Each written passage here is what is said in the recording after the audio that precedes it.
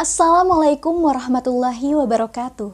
Om Swastiastu, Namo Buddhaya, Shalom, salam kebajikan. Yang saya hormati Bapak Didin Hasanuddin selaku Guru Bahasa Indonesia, Bapak Ibu Guru sekalian yang saya hormati, teman-teman sekalian yang luar biasa yang saya sayangi, serta rekan-rekan pemuda-pemudi yang saya banggakan. Atas berkat rahmat Tuhan Yang Maha Esa, kita semua dapat bersua kembali meski dalam situasi yang tidak terduga ini. Puji syukur kehadirat Allah Subhanahu wa Ta'ala yang senantiasa melimpahkan nikmat dan karunia-Nya kepada kita semua. Salawat serta salam semoga tetap tercurahkan kepada junjungan kita Nabi Agung Muhammad SAW yang senantiasa kita nantikan syafaatnya di dunia dan di akhirat. Amin ya rabbal alamin. Generasi muda Indonesia yang saya banggakan, pada kesempatan ini izinkan saya, Astrini Ejahra, menyampaikan pidato yang berjudul Kontribusi Peranan Generasi Anak Bangsa dalam Inovasi Problematika Pendidikan di Indonesia. Saudara-saudaraku sebangsa dan setanah air, saya berdiri di sini sebagai salah satu anak bangsa generasi penerus harapan bangsa, seperti halnya teman-teman sekalian. Generasi muda yang penuh semangat.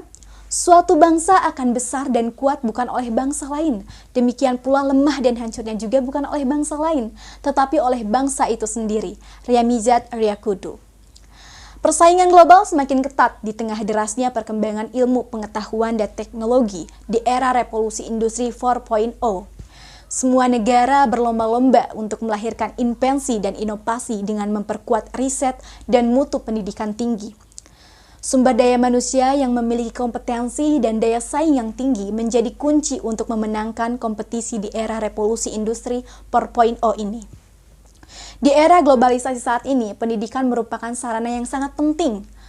Sudah semakin banyak pula negara yang menyadari bahwa pendidikan yang berkualitas tidak semata sebagai pemenuhan hak warga negara saja, namun juga sebagai investasi masa depan.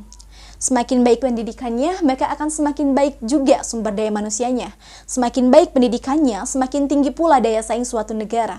Atas dasar pemikiran ini, semakin banyak negara yang berlomba-lomba menyelenggarakan pendidikan terbaik untuk warga negaranya. Kendati demikian, tak diragukan lagi jika berbagai problematika dalam pendidikan pun selalu mengiringi sebuah kebijakan yang ada. Lalu bagaimana dengan negara kita? Sudah sejauh manakah Indonesia untuk mencapai itu semua? Generasi muda Indonesia yang saya banggakan, sama halnya dengan negara lain. Indonesia saat ini pun menjadi negara yang memperhatikan aspek pendidikan, meskipun berbagai macam problematika tak bisa kita hindari dalam bidang pendidikan ini. Karena untuk mencapai pendidikan yang berkualitas dalam suatu negara tentu tidaklah mudah. Ada begitu banyak berbagai aspek yang harus kita tanamkan, entah itu faktor eksternal maupun faktor internal sekalipun. Namun, ada aspek yang paling penting yang menjadi kunci dari kesuksesan dalam perkembangan negara kita ini, yakni kontribusi pemuda-pemudi sebagai generasi penerus bangsa. Beri aku 1000 orang tua, niscaya akan kucabut Semeru dari akarnya. Beri aku 10 pemuda, niscaya akan kuguncang dunia. Insinyur Soekarno. Kalimat motivasi tersebutlah kita kenal sebagai pesan Bung Karno secara eksplisit kepada para pemuda. Generasi muda dengan fisiknya yang kuat, semangat yang menyala-nyala bagaikan kawah candri di muka, punya mental sekuat baja, punya keinginan yang tidak pernah menyerah, pengetahuan yang inovatif, serta kreativitas yang tinggi disebut sebagai aktor pembangunan. Menjadi salah satu peran vital dalam membawa bangsa Indonesia di era masifnya perkembangan peradaban dunia saat ini karena pemuda memiliki beberapa keunggulan dari generasi lainnya berupa sifat kreativitas, cerdas, idealisme, serta melek terhadap perkembangan zaman, baik peranannya dalam bidang teknologi, ekonomi, kesehatan, tak terkecuali dalam dunia pendidikan. Karena bagaimanapun juga, baik buruknya suatu negara dapat dinilai dari kualitas pemudanya. Tanpa adanya peran pemuda Indonesia, maka Indonesia akan mengalami kesulitan dalam hal kemajuan, pembangunan, perubahan, bahkan identitas bangsa akan memudar dengan sendirinya. Oleh sebab itu, dalam kesempatan kali ini akan dibahas mengenai peranan juga kontribusi pemuda sebagai generasi penerus bangsa. Apa dan bagaimana pemuda seharusnya berperan sebagai kunci atau penerus bangsa Indonesia. Lalu, bagaimana dan apa saja peran pemuda sebagai generasi penerus bangsa Indonesia, terutama dalam era sekarang yang semakin global dan berkembang modern teknologinya? generasi muda Indonesia yang saya banggakan, ada 5 peran pemuda sebagai generasi penerus bangsa. Yang pertama sebagai agen perubahan atau agent of change. Kedua, sebagai agen pembangunan atau agent of development. Ketiga, sebagai agen pembaruan. Yang dimana pemuda wajib memiliki kemampuan dalam menganalisa perubahan zaman yang pastinya memberi pengaruh besar pada bangsa. Sehingga mereka dapat memilih mana yang memang perlu dan pantas untuk diubah dan juga mana yang seharusnya dipertahankan. Lalu keempat, peran pemuda sebagai pembangunan pendidikan. Lalu kelima, pembangun semangat juang yang tinggi. Pemuda tentu harus selalu memiliki semangat juang yang tinggi. Walaupun kegagalan sering dialami oleh para pemuda Indonesia, tetapi perlu diingat kembali untuk tidak mudah menyerah karena sebenarnya kegagalan merupakan suatu awal dari kebangkitan dan juga kesuksesan. Generasi muda yang saya banggakan, 5 peran pemuda sebagai generasi penerus bangsa itulah yang penting untuk kita ketahui dan dipahami oleh para pemuda Indonesia. Sehingga kita bisa tahu bahwa memang benar pemuda merupakan suatu kunci dari adanya pembangunan, perubahan, dan pembaruan yang terjadi pada bangsa Indonesia. Karena bagaimanapun juga peran pemuda dalam menunjang kualitas dunia pendidikan sangat dibutuhkan. Apalagi di masa new normal ini, masa di mana membutuhkan terobosan strategi pendidikan yang kompatibel dengan keadaan akibat dampak pandemi yang masih berlanjut. Terobosan strategi yang efektif, sehingga peserta didik mampu memahami secara kognitif pada materi pembelajaran. Pemuda adalah mereka yang selalu resah dengan keadaan. Seperti Tan Malaka mengatakan bahwa pemuda adalah subjek perubahan yang revolusioner terhadap pembangunan yang berkelanjutan. Tanpa peran pemuda di dalam dunia pendidikan, maka akan menjadi rapuh dalam dunia pendidikan itu sendiri.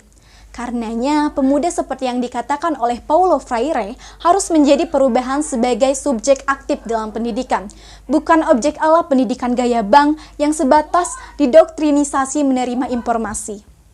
Tentu, pemuda sebagai pribadi yang memiliki karakter dan pemikiran kritis dapat memberikan sumbang asihnya terhadap format ideal pendidikan terhadap bangsa yang dihasilkan dari ide-ide dalam keterlibatannya terhadap penyelenggara pendidikan. Seperti dari hasil dialog yang menghasilkan konklusi yang konstruktif di dalamnya. Generasi muda Indonesia, pemuda juga dapat berkontribusi menjadi volunteer yang berjuang mencerdaskan kehidupan bangsa. Pada masa lalu, ada mahasiswa yang dimobilisasi menjadi pendidik secara sukarela, terutama bagi masyarakat di daerah terpencil atau minimal di daerah masing-masing sebagai agen perubahan yang transformatif terhadap masyarakat, khususnya anak-anak bangsa yang tidak mampu secara ekonomi untuk bersekolah.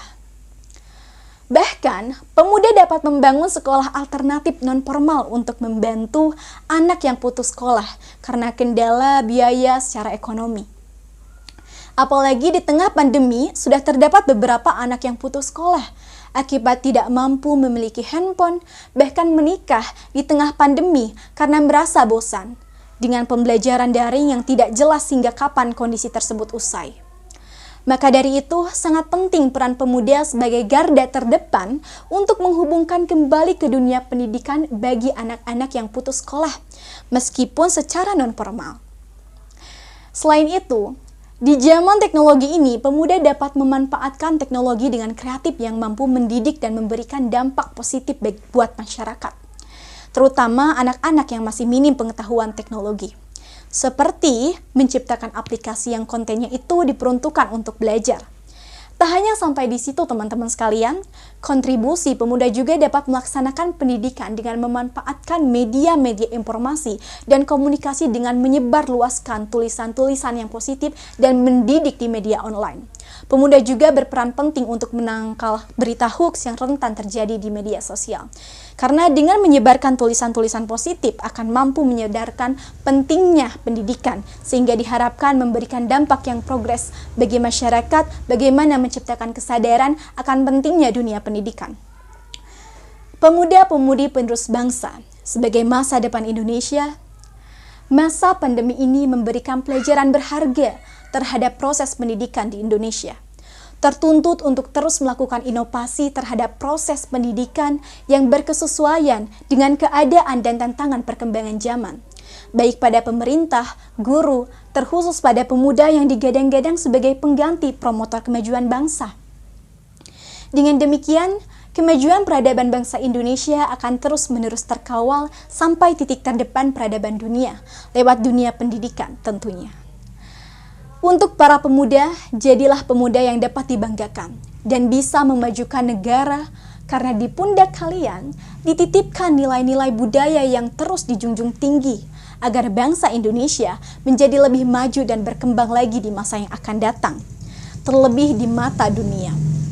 Masa depan ada di tangan kita, wahai para pemuda-pemudi. Kita sendiri yang akan menentukan arah masa depan negeri ini kemana. Karena jika bukan kita, siapa lagi? Karena dasar dari setiap negara adalah pendidikan para pemuda, dan pendidikan yang baik adalah pondasi untuk masa depan yang lebih baik.